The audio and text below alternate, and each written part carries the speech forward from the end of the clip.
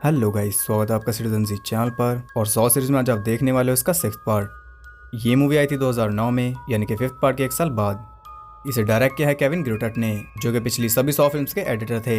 जैसा कि मैंने आपको पिछले पार्ट में बताया था, इस फ्रेंचाइज को एक ही टीम आगे बढ़ा रही थी। ये केविन की डेब्यू फिल्म थी एज ए डायरेक्टर। इसके राइटर है पैट्रिक मेल्टन और मार्कस डंस्टन, जो कि पिछले दोनों पार्ट्स के राइटर थे। तो ऐसी और इंटरेस्टिंग वीडियोस देखते रहने के लिए चैनल को सब्सक्राइब करके बेल नोटिफिकेशन जरूर से ऑन कर लो, ताकि मुझे वीडियो बनाने की मोटिवेशन मिलती रहे और आपको वीडियोस की नोटिफिकेशन। इस पार्ट में हम देखेंगे कि हॉफमैन जिगसॉ की लेगेसी को कैसे आगे बढ़ाएगा और उसे टेस्ट किया जाएगा या नहीं। एंड में हम सब कुछ डिस्कस करेंगे और मैं आपको कुछ इंटरेस्टिंग फैक्ट्स तो बताऊंगा ही। तो ज़्यादा देर ना करते हुए जल्दी से स्टोरी स्टार्ट करते हैं।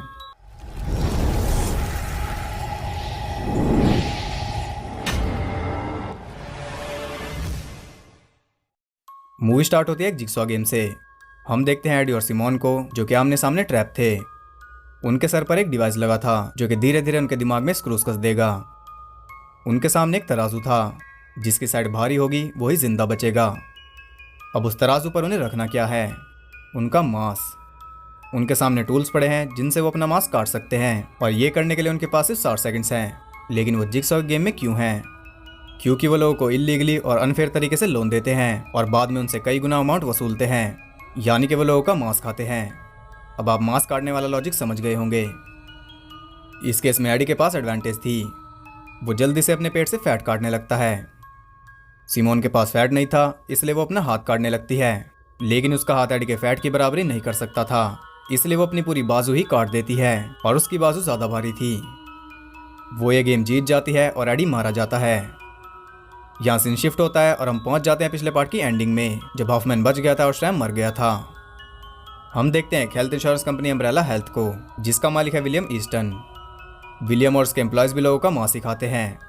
वो अपने क्लाइंट से कई सालों तक पैसे भरवाते हैं, और जब कवरेज देने का टाइम आता है तो वो कोई ना कोई गलती निकाल देते हैं और उन्हें एक पैसा भी नहीं देते। हमें इसका एक एग्जाम्पल भी दिखाया जाता है। उनका एक 10 साल पुराना क्लाइंट था हैरल्ड एबर्ट। हैरल ने 10 साल तक प्रीमियम भरा, लेकिन जब उसे अपनी हार्ट डिसीज के लिए पैसे चाहिए थे, तब विलियम ने उसे कहा कि उसने 30 साल पहले एक ओरल सर्जरी करवाई थी, इस वजह से वो उसे पैसे नहीं दे सकते। इतनी बुरी तरह से वो लोगों का मांस खाते हैं, और इंस्पिरेशन के लिए उन्होंने अपने ऑफिस में पिरानास भी रख रखी हैं। मीनवाइल हम देखते हैं हॉफमैन को, जो कि उसी क्राइम सीन पर पहुंचता है जिसे हमने मूवी की ओपनिंग में देखा था। वहां पर एजेंट डैन एरिक्सन पहले से ही था। आपको याद होगा कि एरिक्सन स्ट्रैम का बॉस है, और उसे कोई आइडिया नहीं है कि स्ट्रैम मर चुका है। उसकी नज़रों में वो जिगसॉ का साथी है, जो कि अभी फरार है, और अब वही जिगसॉ गेम्स को कंडक्ट कर रहा है, क्योंकि जिस क्राइम सीन पर वो खड़े हैं वहां पर उन स्ट्रैम के फिंगरप्रिंट्स मिल चुके हैं। लेकिन हम जानते हैं कि ये हॉफमैन की ही चाल है। अभी तक तो सब कुछ उसके प्लान के हिसाब से ही चल रहा है, लेकिन अब उसे एक झटका लगने वाला है। एरिक्सन उसे मिलवाता है एजेंट पेरेस से, जो कि बिली के फटने से मर गई थी। असल में वो मरी नहीं थी, बल्कि उसे छुपाया गया था, क्योंकि उसकी जान को खतरा हो सकता था, और ये बात स्ट्रैम को भी नहीं पता थी। अब हैरान परेशान हॉफमैन जाता है हॉस्पिटल में, और वहां से मिलती है पैमेला जेंकिंस, जिसे हमने अभी टीवी पर भी देखा था, और जब हॉफमैन को प्रमोशन मिला था तब भी वो वहां पर मौजूद थी। पैमेला जानती है कि जिगसॉ ने अपनी एक्स वाइफ जिल टक के लिए एक बॉक्स छोड़ा था, जिसे हमने पिछले पार्ट में देखा था। पैमेला चाहती है कि हॉफमैन जिल टक से उसकी मीटिंग फिक्स करवाए, क्योंकि ऑब्वियसली इस बार जिल टक का इंटरव्यू सबसे ज्यादा टीआरपी बटोरेगा। अब हॉफमैन वहां किसी काम से आया है, इसलिए वो पैमेला को कोई जवाब नहीं देता। वो हॉस्पिटल में आया है सिमोन से मिलने, जो कि अपना हाथ काटकर जिगसॉ की गेम से बची है। यहाँ सिमोन खुद कन्फेस करते हैं कि वो लोगों की लाइफ से खेल रहे थे, इसलिए जिगसॉ ने उन्हें सजा दी, और यही तो हॉफमैन सुनना चाहता था। इसके बाद वो पहुंचता है एडी की ऑटोप्सी में, और वहां पर कुछ गड़बड़ थी। एडी की बॉडी पर जो जिगसॉ मार्क था वो पुराने विक्टिम्स के मार्क से मैच नहीं कर रहा था। पिछले सभी पीसेस काटे गए थे एक सर्जिकल नाइफ से, जबकि वो पीस काटा गया है किसी और नाइफ से। हॉफमैन कहता है कि इसमें क्या बड़ी बात है, स्ट्रैम ने कोई और नाइफ यूज किया होगा। लेकिन बड़ी बात थी, क्योंकि वो मार्क एक पुराने विक्टिम के मार्क से मैच कर गया था, और वो है सेथ बैक्स्टर, जिसने हॉफमैन की बहन का मर्डर किया था, और हम जानते हैं कि उसे हॉफमैन ने ही मारा था। अब हमें ये कंफर्म हो चुका है कि इस मूवी की ओपनिंग वाली गेम भी हॉफमैन ही कंडक्ट कर रहा था, और यहाँ हॉफमैन ने एक बहुत बड़ी गलती कर दी। फिर सेथ बैक्स्टर की बारी पर चली टेप निकलवा लेती है, क्योंकि अगर पीस काटने वाला अलग है तो वॉइस रिकॉर्ड करने वाला भी अलग ही होगा। पेरेस क्लूज ढूंढती जा रही थी और हॉफमैन की धड़कन बढ़ती जा रही थी। मीनवाइल हम देखते हैं जिल टक को, जो कि जिगसॉ के बॉक्स को देख रही थी। उस बॉक्स में 6 फाइल्स थी और एक पैकेज था। 6 फाइल्स में से एक में थी पैमेला जेंकिंस की फोटो, यानी कि इस मूवी में पैमेला का भी मेजर रोल होने वाला है। जिल सीधा जाती है अपने क्लिनिक में, और वहां से मिलता है हॉफमैन। वो जिल से वही फाइल्स मांगता है जो उस बॉक्स में थी। यहाँ हमें पता चलता है कि जिल जानती है कि हॉफमैन जिक्सॉ के लिए काम करता है। जिल उसे वो फाइल्स दे देती है, लेकिन यहाँ पर एक गड़बड़ है। हम देख सकते हैं कि उसने सिर्फ 5 फाइल्स दी हैं, जबकि वो 6 फाइल्स थीं। यहाँ एक और फाइल खुलती है और हम देखते हैं कि उसमें विलियम ईस्टन की फोटो थी, जो कि मांस खाने वाली कंपनी का मालिक है। यहाँ हॉफमैन जिल से अलविदा लेता है और अपने काम पर लग जाता है। यहाँ पर हमें जिल और हॉफमैन के बारे में पता चला, लेकिन इसी के साथ यहाँ ये भी दिखाया जाता है कि जिल अमेंडा के बारे में भी जानती थी। आपको याद होगा कि अमेंडा को नशे की लत थी, इसीलिए जिक्सॉ ने उसे ट्रैप किया था, लेकिन पहले उसका इलाज जिल के क्लिनिक से ही चल रहा था। जिल उसे ठीक करने में नाकाम रही, लेकिन जिक्सॉ ने उसे ठीक कर दिया। तभी से जिल भी जिक्सॉ के तरीके में थोड़ा बहुत बिलीव करने लगी थी। अब पास से निकलते हैं और आ जाते हैं फिर से प्रेजेंट में। हॉफमैन काम पर लग चुका था और सबसे पहले वो किडनैप करता है विलियम को। जब विलियम को होश आता है तो वो खुद को एक ट्रैप में फंसा पाता है, लेकिन वो वहां पर अकेला नहीं था। सेम उसी के जैसे ट्रैप में फंसा था उसका जेनेटर माइक। वहां एक टेप प्ले होती है जिसमें हम देखते हैं जिक्सॉ को। पहली बार ऐसा हुआ कि टेप पर बिली नहीं बल्कि जिक्सॉ खुद गेम के रूल्स बता रहा है। वो बताता है कि विलियम के हाथों पैरों पर 4 बॉम्ब्स लगे हैं। उसे 4 टेस्ट पूरे करने होंगे, तब जाकर वो इन बॉम्ब से बच पाएगा, और ये टेस्ट पूरे करने के लिए उसके पास सिर्फ 60 मिनट्स हैं। अगर इतने टाइम में वो चारों टेस्ट पूरे नहीं कर पाया तो वो तो मरेगा ही, लेकिन उसकी फैमिली भी मरेगी। उसी वक्त हम देखते हैं माँ बेटे टैरा और ब्रेंट को, जो कि कहीं पर ट्रैप थे और वो विलियम को लाइव देख पा रहे थे। विलियम का पहला टेस्ट ये है कि उसे अपनी सांस रोकनी है। जितनी बार भी वो सांस लेगा वो ट्रैप बंद होता जाएगा और उसकी बॉडी को क्रश कर देगा। इससे बचने का सिर्फ एक ही तरीका है, और वो है दूसरे का फेलियर। हैंक का भी सेम यही टेस्ट है। अब देखना यह है कि ज्यादा देर तक सांस कौन रोक पाता है। उनकी गेम स्टार्ट होती है और विलियम बड़े आराम से अपनी सांस रोक लेता है, लेकिन हैंक के साथ एकदम उल्टा था। वो एक स्मोकर था, इसलिए वो अपनी सांस नहीं रोक पाता और मारा जाता है। विलियम के लिए तो ये खुशी की बात थी। वो फ्री हो गया था और उसे एक बॉम्ब की चाबी भी मिल गई थी। एक बॉम्ब को उतार कर वो आगे बढ़ता है। द टैरा और ब्रेंट ये सब देख रहे थे। उनके चेंबर में एक लीवर था जिसके ऊपर लिखा था लिव एंड डाई। वो लीवर कनेक्टेड था एसिड से भरे एक कंटेनर से। ब्रेंट कहता है कि उन्हें लीवर को लिव की तरफ कर देना चाहिए, लेकिन वहां पर भी 60 मिनट्स का टाइमर चल रहा था। टैरा समझ जाते हैं कि उस टाइमर का कुछ तो मतलब जरूर होगा, इसलिए वो वेट करते हैं। हॉफमैन भी उन पर नजर रख रहा था, और यहाँ हम देखते हैं कि उन 6 फाइल्स में टैरा और ब्रेंट की फोटोज भी शामिल थी। अब तक 4 फाइल्स रिवील हो चुकी हैं और हम जान चुके हैं कि इन फाइल्स में उन लोगों की फोटोज हैं जो इस गेम का हिस्सा बनेंगे, क्योंकि हम देखते हैं कि पैमेला जेंकिंस को भी किडनैप कर लिया गया है और वो टैरा और ब्रेंट के साथ वाले चेंबर में ही है। उसे किडनैप तब किया था जब वो जिल टक से मिलने गई थी। उसने जिल को एक लेटर दिया था जो कि उसी वेयर हाउस से मिला था जहां जिक्सॉ की डेथ हुई थी। यहाँ हमें यह भी दिखाया जाता है कि जिक्सॉ विलियम को पहले से जानता था। इनफैक्ट वो भी उसका क्लाइंट था। आप समझ ही गए होंगे कि ये सब किस तरफ जा रहा है। खैर, विलियम पहुंच जाता है अपने दूसरे टेस्ट पर। वहां उसे 2 चेन्स पकड़नी थी। जैसे ही वो उन्हें पकड़ता है उसके सामने बिली आ जाता है और वो उसे गेम के रूल्स बताता है। विलियम के सामने उसके 2 एम्प्लॉयज कैद थे, एक है एडी और दूसरा है एलन। अब विलियम की कंपनी के रूल्स के हिसाब से जिनकी एज ज्यादा है उन्हें बचाने का कोई फायदा नहीं है, वो उनके लिए पैसा वेस्ट करने के बराबर है। अब यही विलियम का टेस्ट है। उसे एक चेन को छोड़ना है और जिसकी भी चेन वो छोड़ेगा वो फांसी पर लटक जाएगा। देखना यह है कि जब खून उसके हाथों पर लगेगा तो वो ज्यादा एज वाले को मारेगा या कम एज वाले को। गेम स्टार्ट हो जाती है और वो चेन्स खींचने लगती है। विलियम को जल्दी से डिसाइड करना था और वो डिसाइड कर लेता है। वो एलन की चेन को छोड़ देता है। या उसने खुद ही अपना रूल तोड़ दिया, जिस रूल के चलते कई लोगों को अपनी जान गंवानी पड़ी थी। अब उसने एज देखकर डिसाइड किया या नहीं ये तो नहीं पता, लेकिन अब उसे कई सारी डेथ्स का पछतावा होने वाला है जो उसके रूल्स की वजह से गई हैं। टेस्ट पास होते उसे एक और चाबी मिल जाती है और वो एक और बॉम्ब को निकालकर आगे बढ़ता है। उधर पैमेला को भी होश आ चुका था। उसके पास भी एसिड से भरा कंटेनर था और साथ ही एक टेप रिकॉर्डर भी। वो उस टेप रिकॉर्डर को प्ले करती है, लेकिन वो हमें नहीं सुना जाता, बल्कि हमें दिखाई जाती है 5वीं फाइल फोटो जो कि थी विलियम की लॉयर डेबी की। हॉफमैन अपने काम में बिजी था, तभी उसे एरिक्सन की कॉल आती है और वो उसे अपने पास बुलाता है। मीनवाइल हम देखते हैं जिल टक को, जो कि एक हॉस्पिटल में जाती है और जिक्सॉ के बॉस से निकले पैकेज को किसी रूम में डाल देती है। यहाँ हमें फिर से पास में ले जाया जाता है। हम पहुंच जाते हैं थर्ड पार्ट की टाइमलाइन में, जब जेफ के टेस्ट को सेटअप किया जा रहा था। और यहाँ फाइनली ये रिवील होता है कि अमेंडा और हॉफमैन एक दूसरे को जानते थे, लेकिन उन दोनों की आपस में बिल्कुल भी नहीं बनती थी, क्योंकि अमेंडा को टेस्ट किया गया था और हॉफमैन बिना टेस्ट के ही शामिल हो गया था। यहाँ तक कि हॉफमैन ये भी जानता था कि अमेंडा को दोबारा टेस्ट किया जाएगा। अब हम पास्ट में हैं तो एक और पास पर नजर डाल लेते हैं। जिक्सॉ अपने कैंसर ट्रीटमेंट के लिए विलियम के पास गया था, लेकिन विलियम ने उसे भी कवरेज देने से मना कर दिया, वही एज वाला रूल। तब तक उसके अंदर जीने की उम्मीद थी, तब तक वो जिक्सॉ नहीं बना था, लेकिन इसके बाद से उसने उम्मीद छोड़ दी थी। और यहाँ में पता चलता है कि आज विलियम उसकी गेम में क्यों है। अब फिर से आ जाते हैं प्रेजेंट में। विलियम अपने तीसरे टेस्ट पर पहुंच चुका था। वो एक बॉयलर रूम था। उसमें विलियम की लॉयर डेबी ट्रैप थी, जिसकी फोटो अभी हमने देखी थी। डेबी को 90 सेकंड्स के अंदर वहां से निकलना था, नहीं तो उसकी बॉडी पर लगा डिवाइस उसके सर को छेद देगा। वहां से निकलना आसान नहीं है, लेकिन इसमें सिर्फ विलियम ही उसकी हेल्प कर सकता है। टाइम स्टार्ट हो जाता है और वो भागने लगती है, लेकिन वहां हर जगह पर गर्म स्टीम निकल रही थी। विलियम उसके लिए रास्ता क्लियर कर सकता था, स्टीम को अपने ऊपर लेकर। वो अपनी तरफ से पूरा ट्राई करता है और किसी तरह उसे खुद तक ले आता है, लेकिन अभी भी वो फ्री नहीं हुई थी, क्योंकि उसके डिवाइस की चाबी विलियम के पास थी, उसकी बॉडी में। अब इससे पहले कि वो कुछ करता, डेबी एक पावर सॉ से उसके ऊपर हमला कर देती है। वो दोनों ही अपनी अपनी जान बचा रहे थे, लेकिन डेबी के पास टाइम की कमी थी।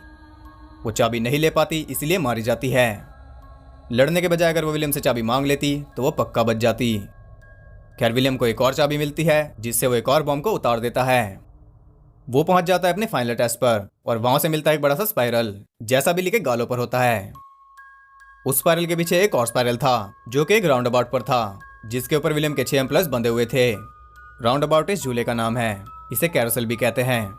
और ये वही एम्प्लॉयज हैं जो लोगों की पॉलिसीज में कमियां ढूंढते हैं ताकि उन्हें लूटा जा सके। उनके सामने एक शॉटगन है, जो कि राउंड अबाउट के रुकते ही फायर हो जाएगी। उस शॉटगन के अंदर पूरी 6 गोलियां हैं, यानी कि वो सभी मरने वाले हैं। लेकिन विलियम उनमें से किन्हीं 2 को बचा सकता है, और उन्हें बचाने के लिए विलियम को भी दर्द झेलना पड़ेगा। गेम स्टार्ट हो जाती है और वो एक एक करके मरने लगते हैं। ये बहुत डिफिकल्ट था, लेकिन विलियम उनमें से 2 लड़कियों को बचा लेता है, और इसके लिए उसे भी कुछ प्राइस चुकाना पड़ा था। फाइनल टेस्ट पूरा होते ही उसे आखिरी बम की चाबी मिल जाती है और वो उस जगह से बाहर निकलने लगता है। उधर हॉफमैन पहुंच चुका था एरिक्सन और पेरेस के पास, जो कि सेथ बैक्स्टर के टेप को डिकोड कर रहे थे ताकि उस टेप की असली आवाज का पता चल सके। वो बस आखिरी स्टेज पर थे। तब वो हॉफमैन के सामने एक बड़ा खुलासा करते हैं। आपको याद होगा कि इस फिल्म की ओपनिंग वाली गेम में श्रैम के फिंगरप्रिंट्स मिले थे। उन फिंगरप्रिंट्स को एग्जामिन करने के बाद ये पता चला कि जब श्रैम ने उन विक्टिम्स को छुआ था, तब तक वो ऑलरेडी मर चुका था, यानी कि वो मरे हुए श्रैम के फिंगरप्रिंट्स थे। यहाँ हॉफमैन का भांडा फूट चुका था। तभी वो वॉइस भी डिकोड हो जाती है, और वो वॉइस हॉफमैन की ही थी। अब उन्हें जिक्सॉ का असली साथी मिल चुका था, लेकिन इससे पहले कि वो कुछ कर पाते, हॉफमैन एक ही झटके में उन तीनों को मार देता है। यहाँ रिवील होता है कि श्रैम के फिंगरप्रिंट्स वहां कैसे पहुंचे थे। श्रैम की पूरी बॉडी क्रश हो गई थी, लेकिन उसका एक हाथ बच गया था, और उसी हाथ की मदद से हॉफमैन ने हर जगह पर श्रैम के फिंगरप्रिंट्स छोड़े थे। यहाँ भी वो बिल्कुल वैसा ही करता है। हर जगह वो श्रैम के फिंगरप्रिंट्स छोड़ देता है, और उसके बाद वो उस पूरी लैब में आग लगा देता है, जिससे सारे सबूत भी मिट जाते हैं और सबूत इकट्ठा करने वाले भी। इसके बाद वो पहुंचता है उसी जगह पर जहां पर विलियम की गेम चल रही थी, और वहां पर जिल तक पहले से ही पहुंच चुकी थी। वो वहां पर उस लेटर को रख देती है जो उसे पैमला ने दिया था। हॉफमैन उस लेटर को देखता है और यहाँ बहुत कुछ रिवील होता है। ये लेटर थर्ड पार्ट में अमेंडा को मिला था, और इसे पढ़ने के बाद उसने डॉक्टर लिन को मारा था। ये लेटर लिखा था हॉफमैन ने, और इसके थ्रू वो अमेंडा को ब्लैकमेल कर रहा था, क्योंकि उसे अमेंडा का सीक्रेट पता था। जिस रात जिल का मिसकैरेज हुआ था, उस रात अमेंडा सिसिल के साथ थी, जिसने जिल के पेट पर दरवाजा मारा था। इनफैक्ट अमेंडा ने इसे चोरी करने के लिए इंसिस्ट किया था, क्योंकि तब वो भी नशा करती थी। ये राज सिर्फ हॉफमैन जानता था, और इसी के दम पर उसने अमेंडा को ब्लैकमेल किया डॉक्टर लिन को मारने के लिए, यानी कि असल में अमेंडा हॉफमैन की वजह से मारी गई। ये इस मूवी का मेजर ट्विस्ट है, लेकिन अभी भी एक चीज बाकी है, और वो है हॉफमैन का टेस्ट। उधर विलियम पहुंच जाता है एक चेंबर में, जो कि पैमला और टेरा के चेंबर के बीच में था। यहाँ वो फाइनली अपनी फैमिली से मिलता है, जो कि है पैमला। जी हाँ, वो विलियम की बहन और उसकी इकलौती फैमिली है। फिर टेरा और ब्रेंट कौन है? आपको विलियम का क्लाइंट हैरल्ड एबर्ट तो याद ही होगा। टेरा उसकी वाइफ है और ब्रेंट उसका बेटा। अफसोस विलियम की वजह से हैरल्ड अब जिंदा नहीं है। हैरल्ड की लाइफ पर विलियम का पूरा कंट्रोल था, लेकिन आज इसका उल्टा होगा। आज हैरल्ड की फैमिली के पास विलियम की लाइफ का कंट्रोल है। वो डिसाइड करेंगे कि विलियम जिएगा या मरेगा, यानी कि ये विलियम की गेम थी ही नहीं। वो उनसे माफी मांगता है, लेकिन क्या वो माफी के लायक था? फिर भी टेरा उसे मार नहीं पाती, लेकिन वहां पर ब्रेंट भी तो था। वो लीवर खींच देता है और कई सारे इंजेक्शन विलियम की बॉडी में घुस जाते हैं, और उन इंजेक्शन के थ्रू वो एसिड विलियम की बॉडी में जाने लगता है। देखते ही देखते विलियम की बॉडी गल जाती है और वो मारा जाता है। उधर जिल हॉफमैन को बेहोश करके उसे चेयर पर ट्रैप कर देती है। इसके बाद वो उसके फेस से अटैच कर देती है रिवर्स बियर ट्रैप को, जो कि उसे जिक्सॉ के बॉक्स में से मिला था, लेकिन ये अमेंडा वाला नहीं है। ये थोड़ा मॉडर्न वर्जन है, इसीलिए इसे रिवर्स बियर ट्रैप 2.0 कहते हैं। यहाँ रिवील होता है कि जिक्सॉ के बॉक्स में जो 6th फाइल थी, उसमें हॉफमैन की फोटोज थी, यानी कि हॉफमैन को टेस्ट करने की जिम्मेदारी जिक्सॉ ने जिल को दी थी। वो हॉफमैन को ट्रैप कर देती है और वहां से चली जाती है। जाते जाते वो हॉफमैन को कहती है गेम ओवर। 60 सेकंड बाद वो ट्रैप उसका मुंह खोल देगा। अब इससे बचने के लिए उसे क्या करना है? कुछ भी नहीं। उसे बचने का कोई ऑप्शन दिया ही नहीं गया। लेकिन हॉफमैन कोई कच्चा खिलाड़ी नहीं है। उसकी सर्वाइवल इंस्टिंक्ट बहुत तेज है। वो उस ट्रैप से ही अपना हाथ तोड़ने लगता है। हाथ तोड़कर वो उस चेयर से फ्री हो जाता है, लेकिन ट्रैप अभी भी उसके मुंह पर ही था। किसी भी तरीके से वो उसे खोल नहीं सकता था, इसलिए वो एक रास्ता निकालता है। उस ट्रैप को वो डोर विंडो में फंसा देता है ताकि वो पूरा ना खुल पाए। जैसे ही वो खुलता है, हॉफमैन किसी तरह अपना सर उससे बाहर निकाल लेता है और मिनिमल डैमेज के साथ वो जिगसॉ के टेस्ट को पास कर लेता है। अभी तक वो इकलौता ऐसा है जिसने जिगसॉ का टेस्ट पास किया, जबकि उसके पास बचने का रास्ता तक नहीं था। अब वो आगे क्या करेगा, इसी सस्पेंस के साथ यहाँ ये मूवी एंड हो जाती है। इस मूवी में एक पोस्ट क्रेडिट सीन भी है, जिसमें हम देखते हैं कि डॉक्टर लिन को मारने से पहले अमेंडा लिन की बेटी कॉर्बेट के पास जाती है और उसे हॉफमैन के ऊपर ट्रस्ट ना करने के लिए कहती है। इस सीन का कोई स्पेसिफिक मतलब तो नहीं है, बस इसका यही मतलब है कि अमेंडा उसकी मॉम को मारने जा रही थी हॉफमैन की वजह से, इसलिए वो उसे हॉफमैन से दूर रहने की सलाह दे रही थी, क्योंकि हम जानते हैं कि हॉफमैन कॉर्बेट की देखरेख कर रहा था। तो ये मूवी पिछले पार्ट के मुकाबले बहुत ज्यादा सही है। पिछले पार्ट ने तो लेवल बहुत ज्यादा गिरा दिया था, लेकिन इसने वो पॉइंट्स पकड़े जो पिछले पार्ट में नहीं थे, जैसे कि मेजर ट्विस्ट और मेन गेम का स्टोरी से कनेक्ट होना। हाँ, डिटेलिंग इसमें भी नहीं की गई, लेकिन ये डायरेक्टर की पहली फिल्म थी, इसलिए हम बहुत ज्यादा भी एक्सपेक्ट नहीं कर सकते। इसके मेजर ट्विस्ट थे हॉफमैन का लेटर, सिक्स्थ फाइल और विलियम की फैमिली। जिसे हम उसकी फैमिली समझ रहे थे, वो उसकी फैमिली नहीं बल्कि उसके दुश्मन थे। पूरी मूवी में विलियम सोच रहा था कि पावर उसके पास है, जबकि वो धीरे धीरे अपने जजमेंट की तरफ बढ़ रहा था। ये पार्ट फिफ्थ पार्ट से बेहतर है, लेकिन बाकी चारों पार्ट से नीचे ही है। इस मूवी में हॉफमैन के साथ साथ जिल को भी लाइट मिलाया गया, लेकिन इस काम को पिछले पार्ट में भी किया जा सकता था। पिछले पार्ट में ना तो कोई ट्विस्ट था और ना ही स्टोरी में उतना दम था। उसमें सिर्फ हॉफमैन की बैक स्टोरी दिखाई जा रही थी। उसी के साथ साथ वो जिल के ऊपर भी थोड़ी लाइट डाल सकते थे, क्योंकि आपने देखा कि इस मूवी में बहुत कुछ बताने की कोशिश की गई है, चाहे वो हॉफमैन के बारे में हो या जिल के या अमेंडा के या जिगसॉ के या फिर विलियम के। अगर इसका थोड़ा सा कंटेंट फिफ्थ पार्ट में दिखा दिया जाता तो ये दोनों ही मूवीज बैलेंस हो जाती। उसमें कुछ भी नहीं था और इसमें बहुत कुछ था। इस मूवी के थ्रू में बहुत कुछ क्लियर किया गया, जैसे हॉफमैन और जिल का रिश्ता, अमेंडा और जिल का रिश्ता और हॉफमैन और अमेंडा का रिश्ता। इसमें हमने पूरी जिगसॉ टीम को एक साथ देखा। इसके अलावा विलियम की स्टोरी को ऐड किया गया ताकि मूवी में एक मेन गेम भी चल सके। विलियम वो आखिरी इंसान दिखाया गया जिसे जिगसॉ अपनी गेम में ट्रैप करना चाहता था, और उसके बाद था हॉफमैन। अब ये दोनों ही ट्रैप हो चुके हैं, तो अगले पार्ट में हमें क्या दिखाया जाएगा वो देखना इंटरेस्टिंग होगा। तो यहाँ आपको स्टोरी पूरी तरह क्लियर हो गई होगी। अब बात करते हैं इस मूवी से जुड़े इंटरेस्टिंग फैक्ट्स के बारे में। इस फिल्म का बजट था $11 मिलियन और इसने बिजनेस किया था $68.2 मिलियन का, जो कि इसे अब तक की लोएस्ट ग्रोसिंग सॉ फिल्म बनाता है। इस फ्रेंचाइज की 7th फिल्म, जिसका नाम सॉ 3D है, वो असल में 2 पार्ट्स में रिलीज होने वाली थी, लेकिन इस फिल्म को मिले रिस्पांस की वजह से उन्हें एक मूवी बना दिया गया, नहीं तो अब तक सॉ के 9 पार्ट्स होते। इस फिल्म की शूटिंग शुरू होने से सिर्फ एक हफ्ता पहले डायरेक्टर को बताया गया कि इस फिल्म को 3D में कन्वर्ट किया जाएगा, जिससे वो बहुत निराश हो गए क्योंकि उन्हें इसके बारे में कोई आइडिया नहीं था। लेकिन बाद में इस आइडिया को ड्रॉप कर दिया गया और इसके अगले पार्ट को 3D में बनाया गया। सॉ 3 के बाद ये पहली फिल्म है जिसमें शॉनी स्मिथ के नए सीन्स को शूट किया गया, नहीं तो पुरानी फुटेज से ही काम चल रहा था।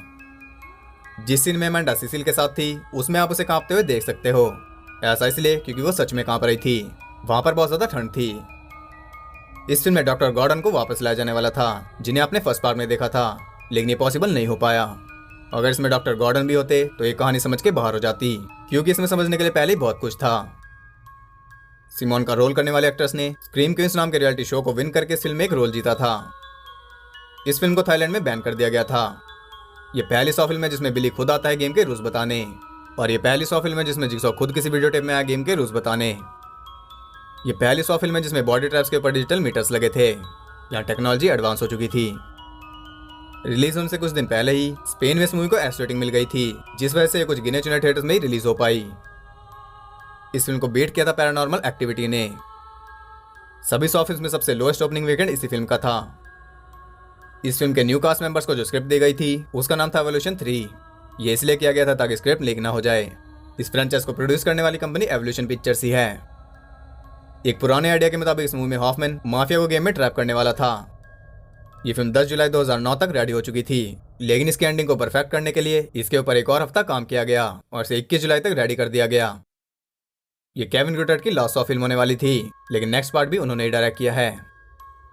इस फिल्म को फिलीपीन में 7 पार्ट के बाद रिलीज किया गया था, फिर ऑडियंस को समझ के आया होगा।